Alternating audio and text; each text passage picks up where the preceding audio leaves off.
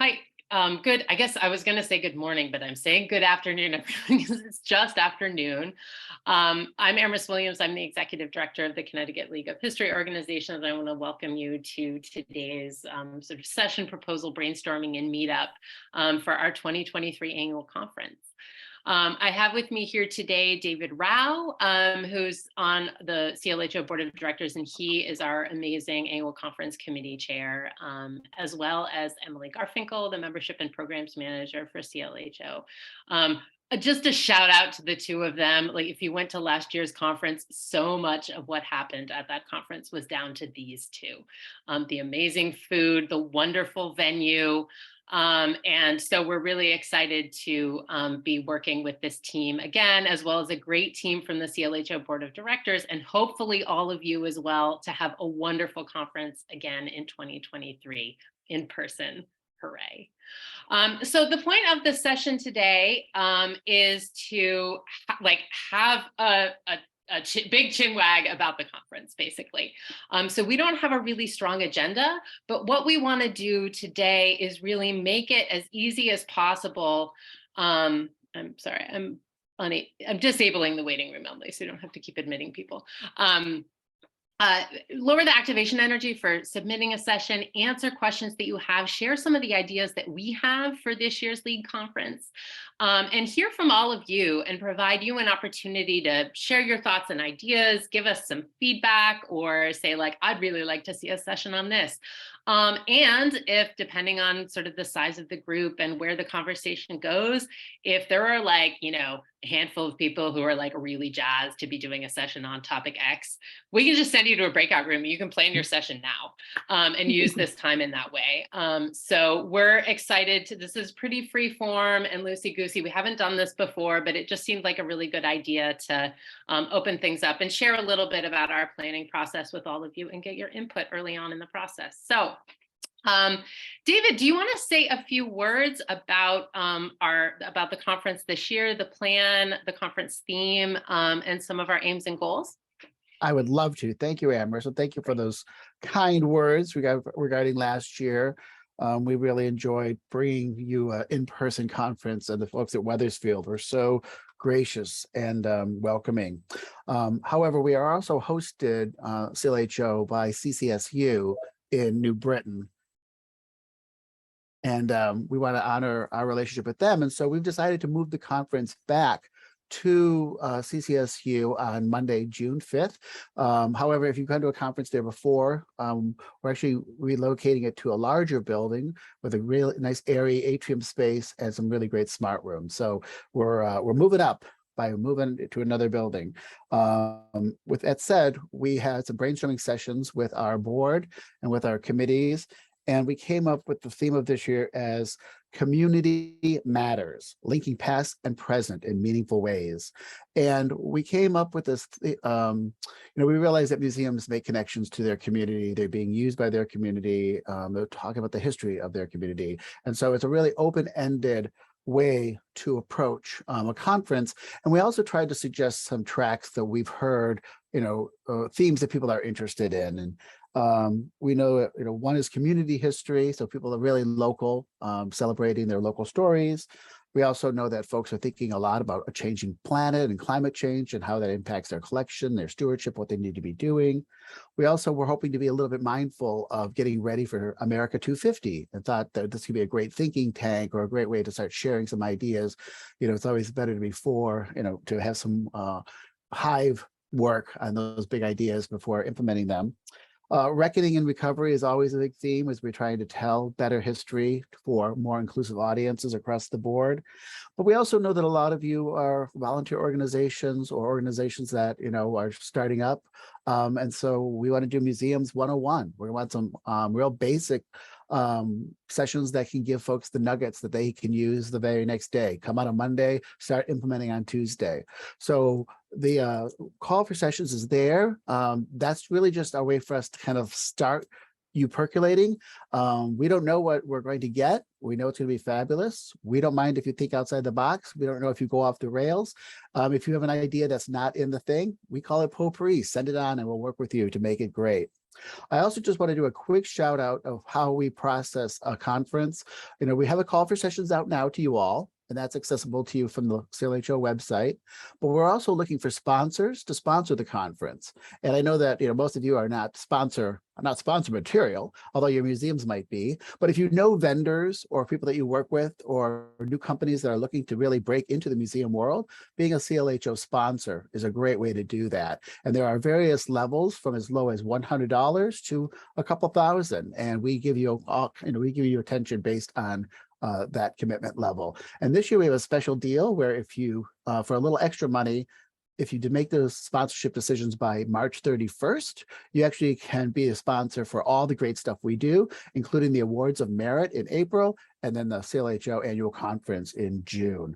So if you have anybody that you think might be a good sponsor, somebody who just restored your house or painted it or needs or move some collection items, send them to our website and see if they want to be a sponsor.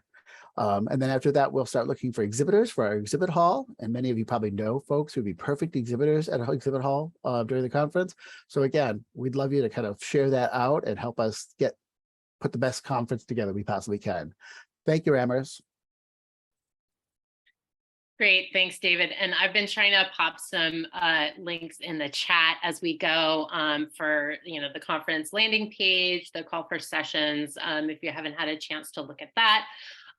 Yeah, Emily is kind of taking the lead on sponsorships and the exhibitor opportunities that will be opening up in April. If you're interested in having a table at the conference, we're really excited about the lovely giant atrium space in Willard D. Loretto Hall where we're going to be, which is going to be, if you were at the CLHO conference at Bassett Hall in 2019, it was a little cramped. So we are going to have a lot more space for exhibitors and folks who want to have a table. So we're really excited about that. Just a note about the sponsorship opportunities, I popped a link in the chat as well to that. We have a special, if this is something your organization is interested in, we have kind of a special early bird deal going on between now and the end of the month that also gets you, you can get, for an extra $100, also sponsor our annual business meeting and Awards of Merit presentation, which will be taking place on April 18th. This is where we present our annual Awards of Merit. And so it's another opportunity to get your name out there and, be in the program booklet and, be recognized at that event as well, which brings about 75 to 100 people together, generally speaking. So you can reach out to Emily at clho.org if you have any questions about any of these opportunities. And we'd love to have your support. It helps us continue doing the work that we do. It helps us for Awards of Merit, keep that a free event for people. If we're hoping to make it free again this year, we'll have to talk to the catering first and figure out how much all that costs out. But we like to keep things as accessible as possible, and our partnerships with our sponsors and exhibitors is one of the ways that we keep our costs down. So thanks for considering that. So before we go into a wider brainstorming session, I just wanted to see if anybody has any questions about anything we've talked about or about sort of process or the call before we get into kind of opening up the floor to ideas. And feel free to raise your hand either physically or with the reactions. I'm going to try and cast my eyes over. Looks like Gloria. Gloria, unmute yourself and ask your question, please.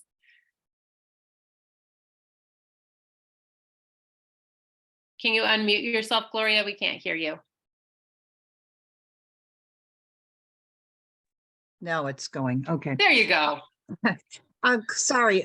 Question. I heard you say something about being an exhibitor. Is that each organization can be an exhibitor? This is another paid opportunity, and we'll have more information about that in April. Theoretically, we want as many people as possible to exhibit at the conference. It's a little bit limited by space, but much less so this year than in previous years. So We're going to be working with the folks at CCSU as we get a little closer to the conference to figure out exactly how that's going to shake out. But if that's something that your organization is interested in, you can look for more info coming out from us starting in April. Okay. Thank you. And there are discounts for CLHO members, for having an exhibitor table, as well as for sponsors. So if you're a sponsor and a member, you get a deeper discount. And Amherst, if I may just do a quick shout out to a new idea. We know that exhibitors pay a lot of, they pay, hard-earned money to be there, and they want visitors at their table. And so we're going to try a passport type situation where all participants can go around and get a signature or a check mark if they interact with an exhibitor. And then we'll have a series of prizes at the end of the day, just to make it a little bit more fun, and also just make it a really easy way for you to ice break and say, hey, what do you do? What's your product? Sign my form. And just to make it a little bit more lighthearted and fun and prize giving. So thanks. Yeah, we really want to, think of ways to encourage folks to interact with our exhibitors and sponsors, because there's a lot of stuff that we're going to be wanting to showcase at the conference. So if you have other ideas on that end, please feel free to be in touch. So before we get started in a brainstorm, there are just a couple more things that I wanted to share just from our planning process and some ideas that we've come up with so far that we'd love to get, your thoughts and feedback on as well. Sorry, I just have to go back to my notes. I have this whole program book here. One of the things we've had a few ideas for things that we want to do this year in particular that we haven't done exactly in previous years. One of our ideas is to have kind of like a resource room that would be open for basically the duration of the conference and would be staffed with people with expertise in different sort of arenas of, the museum and archival fields. And you could kind of just drop in with your questions and problems and get a quick consultation with somebody who knows something, or have a chance to throw some ideas around. So this was one idea, is kind of like a problem solving a resource room. Maybe there could be some, career building resources there as well, especially for some of our emerging professionals. So that was one idea that we had come up with. And we're also really interested in leaning into sessions that aren't what you would think of as a traditional conference session, like a panel of presenters who have completed a project and want to showcase it, or who are they've written the book on historic houses and they are there to share all of their wisdom with you. What we really want to encourage folks to do, especially this year, is we want to hear from you about the sorts of things that you are thinking about in your work, at your organization, at your operation, and have people be willing to essentially kind of facilitate a session on a topic, regardless of whether they are an expert or not. Or maybe you want to see a workshop on something, or you're trying to do something at your organization. I'm hoping that this session today, and that through dialogue with the conference planning committee in the weeks ahead, we can help do some matchmaking too. We're struggling with, how to build a low-cost exhibit. Maybe, there's some other people who have some great ideas. So that's another thing that we've been thinking about. And we've also been thinking about ways to more effectively connect our conference attendees with all of the many services and opportunities and expertise that our membership, both our organizational members and our business members, really provide. So those are a few things that I just want to mention before we get started today, is ideas that we have kind of percolating. There's nothing firm on the schedule yet about any of those. And the last thing is, we got some feedback last year, and I think this is feedback that we get just about every year, that people want to have as many opportunities as possible to really do that informal networking, just chatting and catching up with people. So we've floated around ideas around sort of speed dating for, organizations to just meet a bunch of people to help facilitate that more. We've toyed around with the idea of sort of jettisoning the keynote and having more room for just topical breakouts or informal networking, just hanging out and having your lunch together with some people that you haven't met before, or some people you haven't seen in a few years. So we want to make space for all of that stuff as well.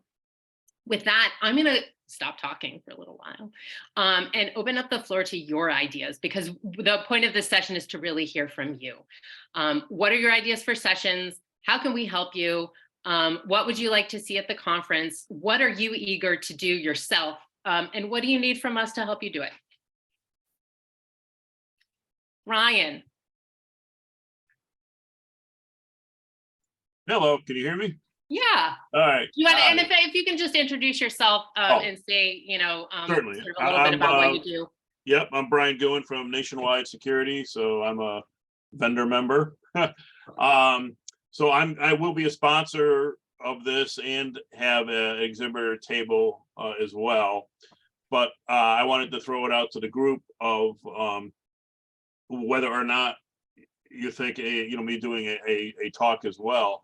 Obviously, my expertise is the security, and I'm not talking about some kind of nuts and bolts, and certainly not a sales pitch, but more of a why. Why should you do something? It amazed me. I was at a museum, the Framingham History Center in Framingham, Mass. Last week. Museum I had never heard of before, and a small type place similar to what a lot of you are at. And they had 3 or 4 exhibits in there that just absolutely blew me away. And I'm a history buff, which is kind of why I like working in this vertical market. Just blew me away that, you can't replace, and they have nothing. I mean, I could have picked it up and walked out the door and nothing. Yeah. So kind of, just approach it from the why. Again, not a sales pitch, and not oh well, what you do is you put this here, not there. No one's interested in that. But so I just, obviously it's not a topic that is a part of your general themes, but I just want to throw it out there. I'm happy to do it if the group thinks that that's something that would be worthwhile. I mean, I know in informal conversations that I've had with some of our members, like this is something that's like kind of always in the back of people's minds, and people are in different places in terms of how their museum and site are approaching security. So I always recommend to folks who are thinking of proposing a session, it's really great if you can partner. Like Brian, I could see a great session where if you've worked with any folks in Connecticut, and you want to propose a session like with them and kind of like talk about what you did and why you did it, that could be a really great, sort of resource. But I think you bring a lot of expertise to the table in terms of like, why you should be thinking about these sorts of things. So I think, other folks are welcome to weigh in, but, it's something that I personally know very little about. So sounds like a Brian, this is David here, and I love the idea of you either partnering with another group to come up with a nice session of security in your museum. Another idea that we have, so we were just that it's really open-ended, is that we were hoping to maybe have a demo or demonstration space in the exhibit hall where, above and beyond your presence at a table, you actually have a set time to be at a small gathering spot where you could present on a larger theme. So I could see you leaving your table at a certain part into Security Museums 101, where you have a captive audience. I think it could work both ways. Yeah, I mean, if that's what you think is best, as opposed to a talk or in addition to, I don't have a problem with that. I just thought in my head that people wouldn't be interested in the nuts and bolts. You're like, oh, here you go. Here's a door opens and this happens. Who cares? I barely care. Okay, more, and as opposed to, and I'm not opposed to working with somebody I've done work for in Connecticut, but again, that would tend to say, well, this is what we did here, and maybe people are interested in that. If that's the case, so be it. I'm happy to do it. I just thought in my head that more people would be interested in thinking about, oh, wait a minute, the whys, and gee, this is really why I should do this, and I hadn't thought about it from that point of view. I don't think sometimes that people that work in museums fully appreciate what they're guarding. To be that oh, wait a minute, yeah, what I'm doing is this is important to keep this history alive so that people can see it. And I'm not sure, when you're doing something day to day, that's completely grasped. So that was my, but again, I want to do what the group thinks would be best for everyone. Well, maybe what I'll do is I'll invite Brian, some folks to pop their comments in the chat. Oh, okay. You know, and what they would be most interested in based on Sure. that kind of you know, what you've laid out there. You bet. Great, Thank you. thank you. Candy's got a great idea to help facilitate the sort of informal networking too. I've been to many conferences that have kind of like an attendee list as a part of the program. You know, we're often like, we've got registration like going up until the bitter end. But you know, I think it's a great idea to maybe there's a digital way that we could do that, or, you know, like print out something that people could pick up the day of, if people wanted to opt in to sharing their contact info. No, that's great.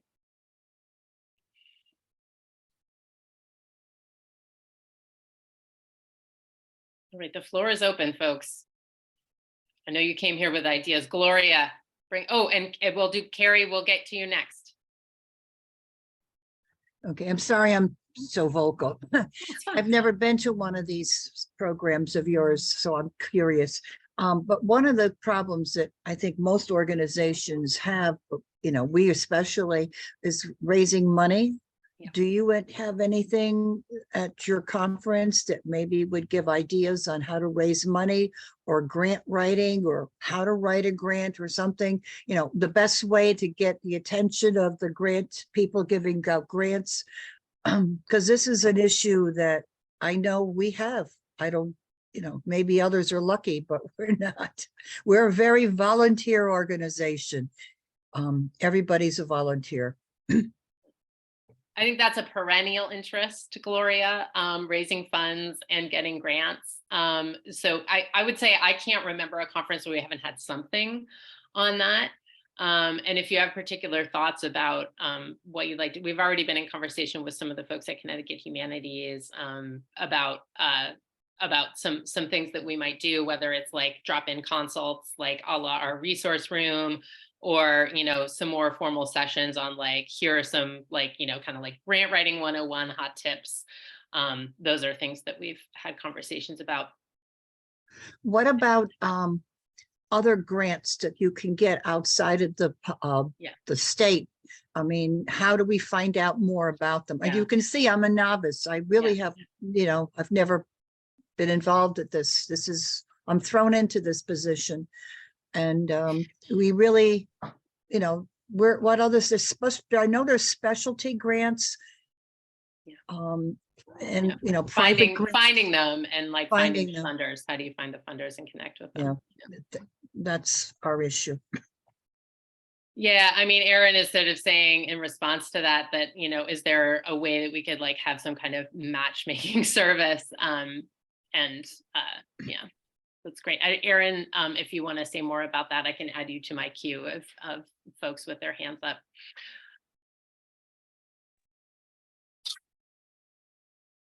I mean, I'm happy to. I apologize for the dryer going on in the background. You know, work from home, yay. But I don't know. I'm all for getting information to people that need it like that.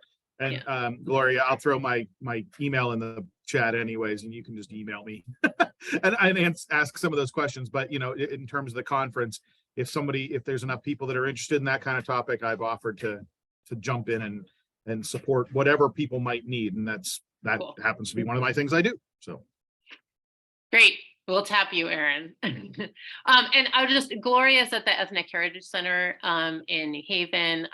Erin is at Connecticut Landmarks, which is cited in multiple places around the state. Carrie, let's get to you. And if you'd be so kind as to just say where you're coming from before you launch into your questions and ideas, that'd be great. Great. I'm Carrie. I'm with the Connecticut Historical Society. So my questions, it's kind of a winding question, but I guess the place I start is sort of like the structure of a panel. What I have in mind is sort of a faux interview with me and one other person. Now, I guess I'll give you the background on that in a minute. Just because in my mind, I would rather it be more conversational, giving the information than talking at people. And doing that for like about half the time, and then the other half, I don't know if it would be called a think tank or just audience participation, but to get feedback on a particular thing. So it was like that amalgam. Does that sound potentially viable? So, okay. Yeah. So that the more specifics, so at the Connecticut Historical Society, we obtained a collection in 2015, and this has been the Connecticut Cultural Heritage Arts Program, which dates back to like 1991, but really they have materials from before that. So 2015, we get all the stuff, and now in the past couple of years, we've been processing. And so I've been doing a lot of the permanent collection, and my colleague Andrea has been working on the institutional archives. So we've been doing similar but different things. So I'd be wanting to really like, to talk to each other about some of the challenges that we've encountered with this, some of the benefits, because we've been working with like living communities for part of the grant, where a lot of this material is documented, the many ethnic communities in the state, along with some of the occupational. And so we, long story short, like there was work with the communities while like, any objections to things we put up, et cetera. So there's that, instead of it just being like something that's, centuries old that we've gotten. But the other part of it is really like, okay, so now that we're not done with it yet, but sort of winding down with it. A lot of it is being digitized. I want to know what other people think for creative ideas of what we can do with this, besides just having it passively sitting somewhere. So it'd be like to get that kind of feedback on that. Does that sound okay, or too, I don't know, all over the place? It doesn't sound too all over the place for me. I would say that, one of the things we really try and encourage folks who, are submitting a session proposal to do is partner with another organization, or, have folks from more than one institution. So, I think my two suggestions for you might be to like either bring in someone from one of the like groups that have been, the community groups that have been a part of that, to be a part of that session, or to find like another organization that is working on something that, maybe it's not exactly the same, but is similarly working with community groups, and make it a conversation about those sorts of partnerships as well. Because I think that's something that in my experience, that's something that the session proposal review committee would look upon a little bit more favorably, just because it's not focused on one institution and one project, but it kind of creates some connections among places and introduces this bigger idea of like effectively working with community partners, because that's challenging, right? So often we're so used to kind of like working with an older stuff in the archive that doesn't have this that we don't have a sense has this living sort of component. But I think that like recent years have demonstrated that there's always that like live component in our communities, regardless of the topic. And so I think that, to me, that's a kernel of an idea that has so much broader relevance than just the CCHAP program. Thank you. Yeah. Carolyn, you had your hand up. You still have something you want to share? I ended up sharing it in the chat. It's not so much a session proposal. By the way, I'm Carolyn Venn, the Executive Director at Wood Memorial Library in Nowashi Village in South Windsor. My comment was about, someone mentioned matching services, and we need a wider variety of board members and committee members, and have our own interns and volunteers, and even staff who might be looking for other kind of experience at other organizations. I recently traded positions. I'm on a finance committee for a local arts organization, and their ED is on my finance committee. And it's been such a worthwhile experience. So everyone's always looking for sustainable board members who are passionate about this work. And so making some of those trades, I thought would be helpful. I like that idea. I think if other folks are able to weigh in. I mean, I could see that being either like a session on its own where you kind of like get people together in a room and like do a little matchmaking. Come to this lunch breakout if you're interested in meeting some folks who, and all we'd really need for something like that is like, I'm willing to facilitate this thing. So I want to encourage folks to use the session proposal form for things that it's maybe not exactly quite designed for, but also to kind of like share your ideas with us. And if you have questions or need support in how to do that, you know, don't feel like you have to have like, you know, 15 people and like all these other things. What we really need is a kernel of an idea and your sort of willingness to somehow be a part of it, right?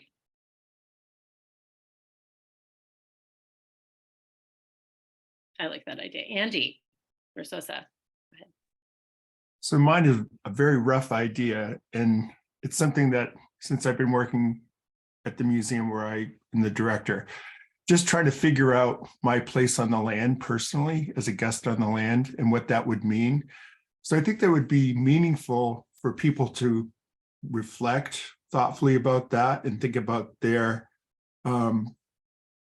where they're at, right? And who came before them. It could be their ancestors and how they came here, and then the people whose homeland that we might be on. So I'm, you know, obviously it's a rough idea. I just think it would be relevant.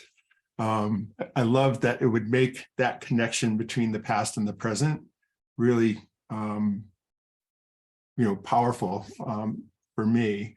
So, and it's a way of looking at colonialism in a certain way. So that's my idea.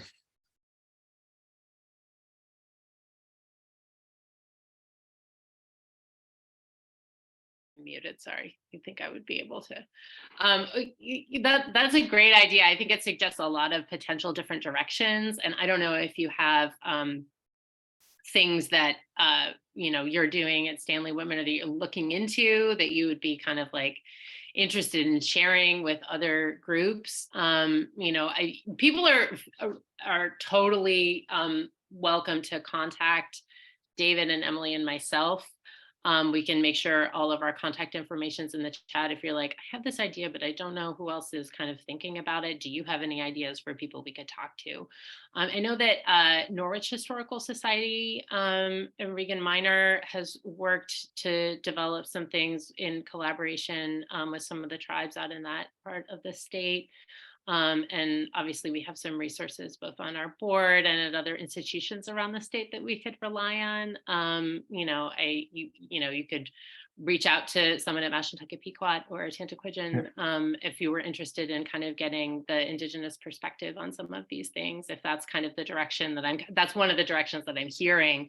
But also knowing some of the stuff that you've done around, you know, sort of thinking about witchcraft and, you know, the contemporary relevances of that, especially around legislative things. So I think there are a lot of directions you could take it. And you know, those are just some ideas that I would throw out there in response to what you said. I don't know if anybody else has things that they want to add to Andy's sort of inchoate notion. We welcome inchoate notions at this session, so feel free to share your inchoate notions with us.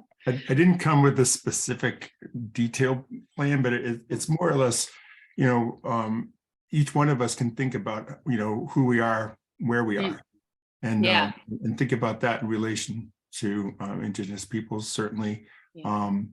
And, you know, just this week, you know, I'm working on bringing in students for field trips and figuring out like, well, how did people get around, you know? And I think we were at our retreat and I had mentioned something about, you were thinking of a name or a brand name or a tagline, and I had brought up some information.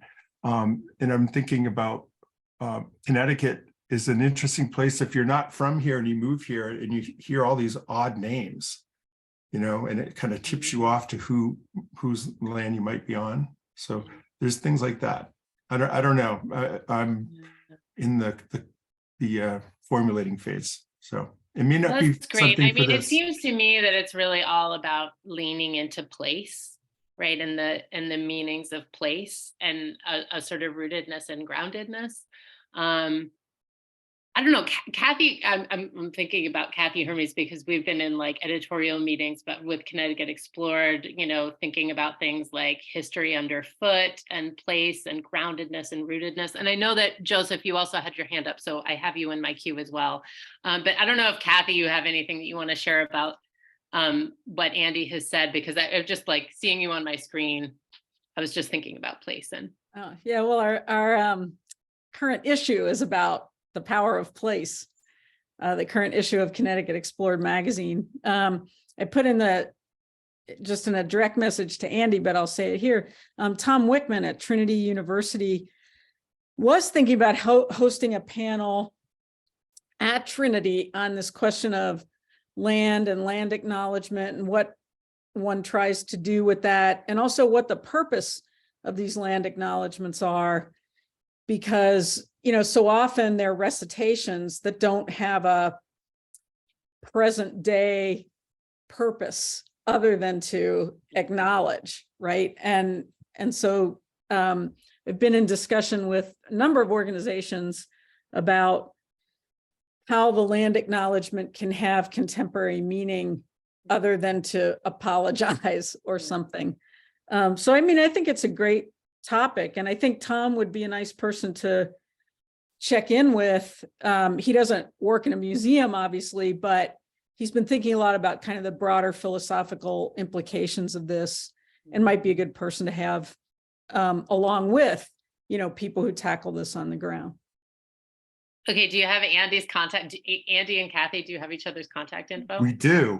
Okay, Oh, good. yeah. Then I'm going to suggest that you two follow up about this idea. Let's do that, Kathy, with that and more. Okay, all right. Joseph, you had your hand up. Please speak. Thank you, and hello, everyone. My name is Joseph Smith, and I am a performing artist of living history. Relatively new to the Connecticut League of Historical Organizations, joining in last year in August. And, you know, I think it's wonderful, you know, that the theme is community matters and how we link that past to the present. And, you know, I got my start portraying people from local history. And I thought it was very important that people are connected to where they live in the present by knowing who lived in the past, so that they can see what their contributions were. And then we can go in the present, going forward into the future, and contribute to our communities as well. And I'd be more than happy to serve on a panel with Gloria and Aaron about grants, because that is a very important facet of any project. You know, you need where's the money going to come from? And getting back to Brian, what Brian said earlier about knowing your why, asking, you know, that's a great question to ask, and it's a great starting point to know why you're doing it. And, you know, in my case, you know, I don't want to bring a proposal that's self-serving, even though I serve the museum community with bringing that story of a person from history off the printed page and into the 3D world. But I think Carrie was talking about, you know, digitizing and these wonderful documents and these artifacts that have traveled forward in time. Why not add an audio voice to those artifacts or those documents to give that story a voice? That's just one idea for Carrie. And so I'm just, you know, I'm very open to, you know, joining people on a panel. And who knows, maybe all the sessions should be panels and discussion groups, because it's community. I mean, why not? You know, roundtables and all this other good stuff. So I'm just delighted to be here and open to hearing other people's ideas. Thanks so much, Joseph. It's great to have you participating with us today. So it sounds like we're going to be doing some like contacting, like sharing the list of people who signed up for this session maybe afterwards, if people are comfortable with that. Forum. Yeah. Please feel free, if you want other people to contact you after this session, please feel free to pop your email in the chat, and other people can sort of make a note. I've been trying to keep notes myself as well. Melissa. Hi, everybody. Sorry, I got to keep my video off because I'm in the car, but I've got an idea. Can you say who you are and where you're coming from, Melissa? Oh, just yeah, so everybody knows. Fine. Melissa Houston, I'm the Director of Education at Keeler Tavern Museum and History Center in Ridgefield, Connecticut.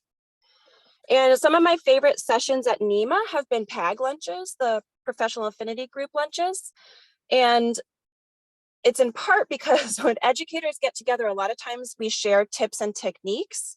And I think it would be fun to have a roundtable session where there's like a table host who's an educator from various institutions who brings to the table 2 or 3 really practical things that they've found helpful. And they could be really simple, like I have fallen in love with watercolor pencils. They're my new favorite art supply to have. But I think there are tons of other ideas that other institutions are using in terms of best practices for worksheets or ideas, whether it's art supplies or hands-on objects. I think it would be interesting to kind of problem solve with each other how we grow our programs when it comes to not just school programs, but kind of hands-on interactive educational programs. That's great, Melissa. I love that idea. And I think, we've really been trying to get, I know that, that we're trying to sort of revive in collaboration with Connecticut Humanities. They've been doing some work to try and bring the museum educators group that used to be called CMER, the Connecticut Museum Educators Roundtable, back. I think that there may be some possibilities for facilitating kind of like an educators roundtable or educators, like show and tell. And almost what you're saying to me almost sounds like a really fun show and tell. It's like, I can see the description in the conference booklet that's like, the setup is a bunch of round tables. There's kind of like a handful of facilitators who can be at each table and make sure that each table has something to talk about and some hands-on things to play with. And then, you can talk at each of the round tables together, as a group about ideas and have a report back with some kind of framing at the beginning. So if you want to volunteer for something like that, that sounds really great.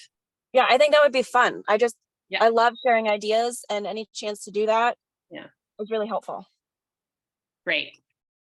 I might hook you up with Khalil Quotap at Connecticut Humanities, who's been trying to facilitate some of this stuff. And I think, don't we have Mike, if you're here, do we have a meeting next week, this week or something on educators? Hi, Mike. Yeah, I'm here, Amherst. Mike Kamisis, manager of partnerships and projects at Connecticut Humanities.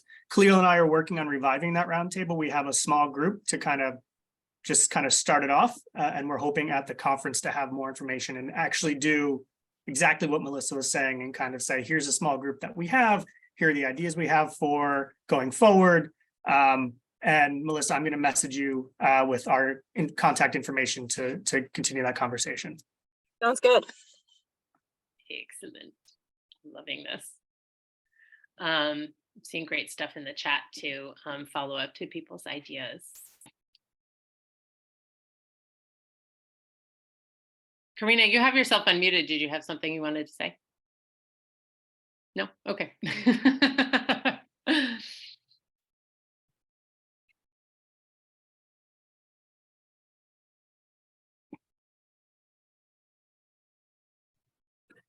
I guess if I'll throw out a question, Gloria's kind of question made me think about this, but then the National Preservation Partners, sorry, Amherst, I didn't really do my official who I am. Aaron Markovich, Executive Director, Connecticut Landmarks, based in Hartford. We own 12 historic properties around the state, including the Nathan Hale homestead, much maligned by the governor recently.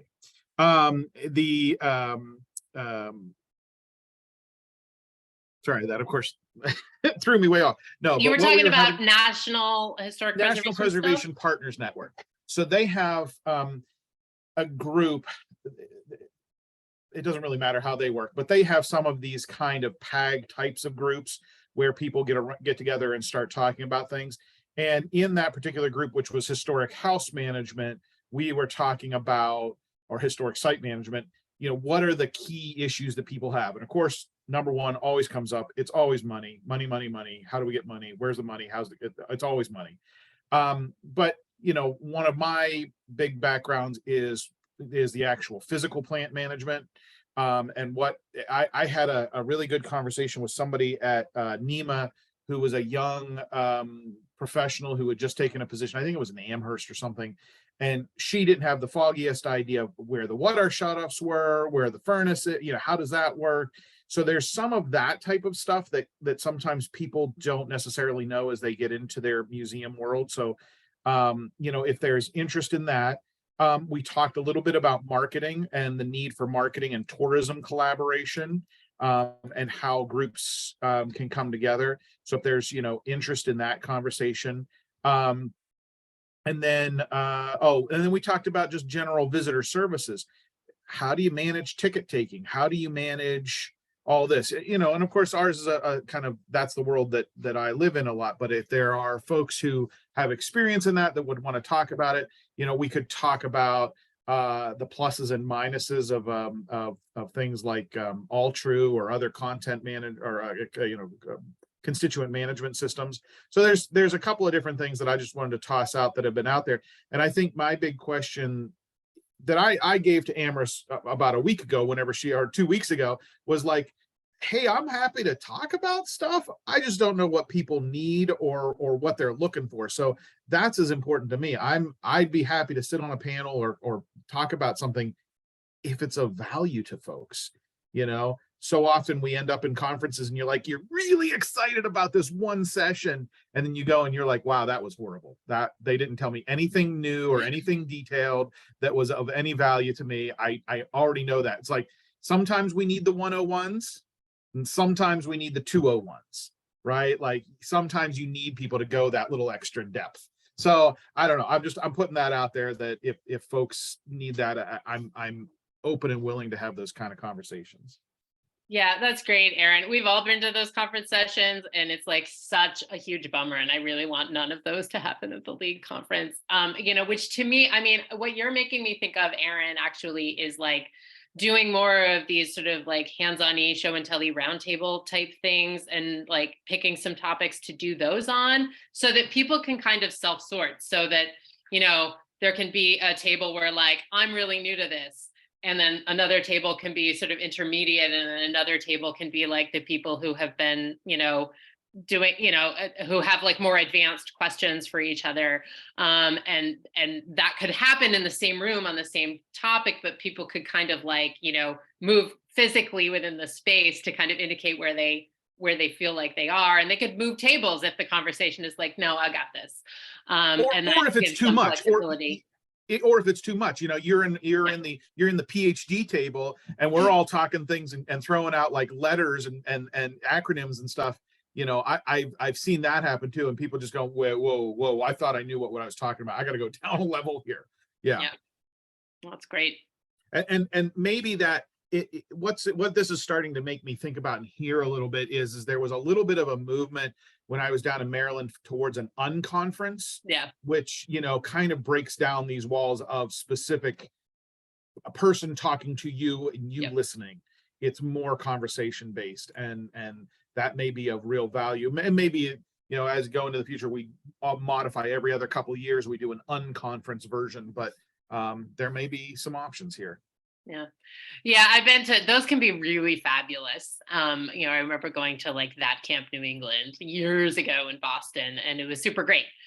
You basically, if people haven't experienced this before, basically everyone, the beginning of the unconference is just like a big plenary, and people get their ideas up on a big Google Doc, and then people volunteer to facilitate sessions on the ideas that kind of basically get the most votes, or like there's the most interest in.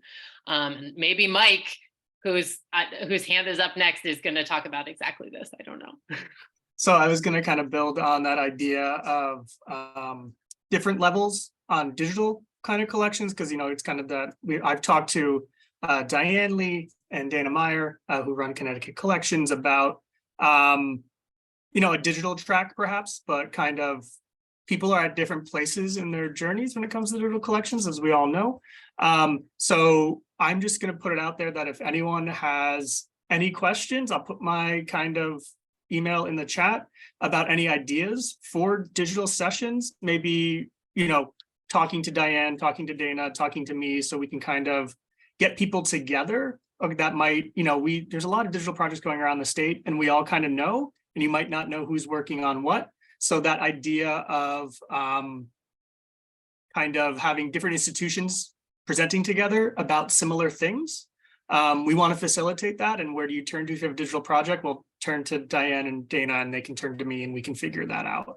I would really like to see a digital track that kind of touches those things. That's got like the 101 stuff, project review, hands-on things. I'm confused. What am I even looking at here? So I just want to kind of seed that because I've heard some digital projects mentioned during this, and we want to help people get to where they want to be.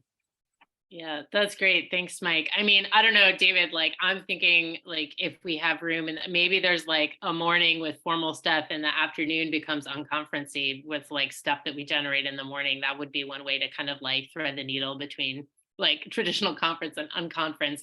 We get, or at least have one session where it's just kind of like we figure it out that day, or we figure out, you know, really close to the time. Andy, go ahead. Hello, thank you. What I was thinking of, who am I? Great question. I am the communications manager for CLHO.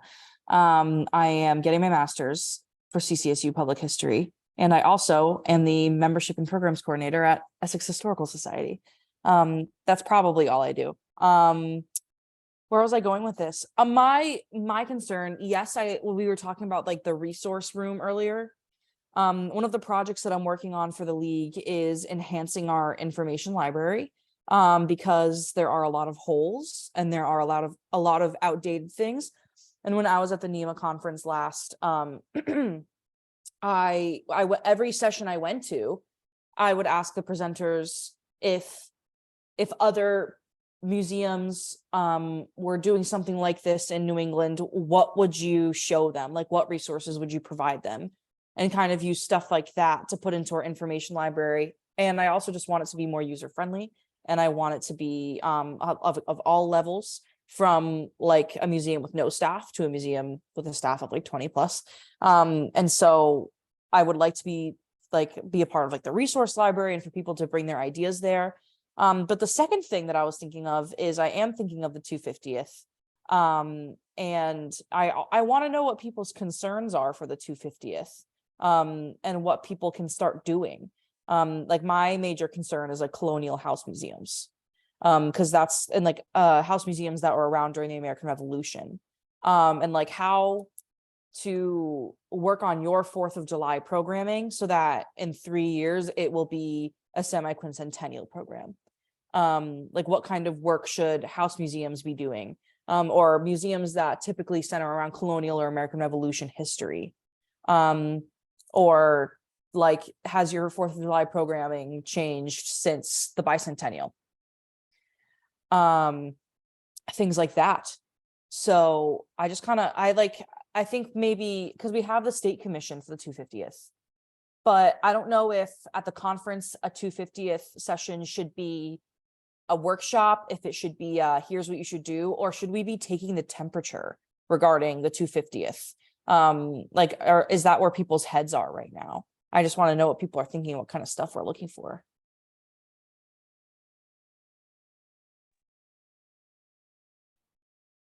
That's great.